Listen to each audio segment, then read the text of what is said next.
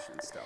Lots of things can cause people stress. There are healthy ways to relieve stress in your daily life, and one of those things is exercise. Kevin Peterson with Chronic Hope Institute joins us now. Kevin, thank you so much for being with us this morning. Oh, well, thanks for having me. I appreciate it. So we're just talking, we're both sore from our workouts yesterday. Yeah, you bet. And exercise really helps relieve stress for people.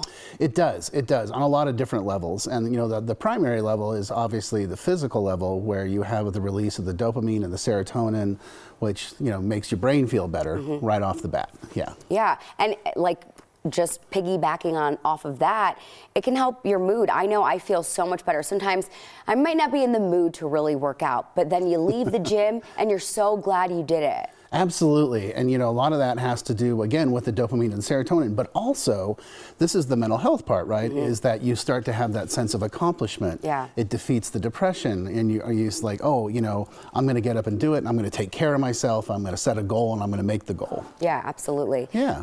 Why is sleep also important when you're exercising and for your mental health, honestly? Yeah, so sleep is really what we call the magic bullet, and it really is sort of the everything.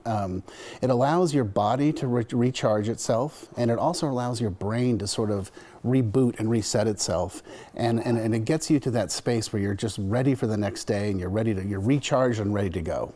And we touched on this a little bit, but exercising, if you are actually clinically depressed, it can help your mood in addition to, you know, medications that you're on as well.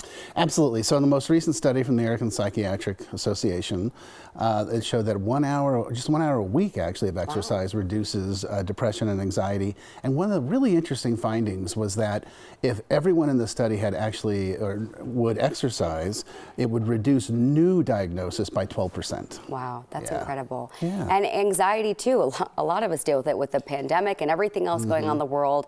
Stress and anxiety really go hand in hand. How can it ease that? Well, again, so the anxiety is very much an internal physical response to a stimulus of what's going on. So what we get is the opportunity to relieve that and distract ourselves and take ourselves away from it for just a little bit of time. Yeah. And it allows us just to sort of bring everything down. Kevin, for someone who's maybe not an avid exerciser and they're like, okay, this sounds great, how do I get started? What would you recommend to them? You know, I always tell my clients, just walk around the block. Take a 10-minute walk around the block. Just, you know, get no phones, no electronics. Yeah. Well, that's actually a good tip, because we never leave those at home. Yeah, right? I know, but that's a big piece, is just walk around the block, give yourself a chance to breathe, and just start there.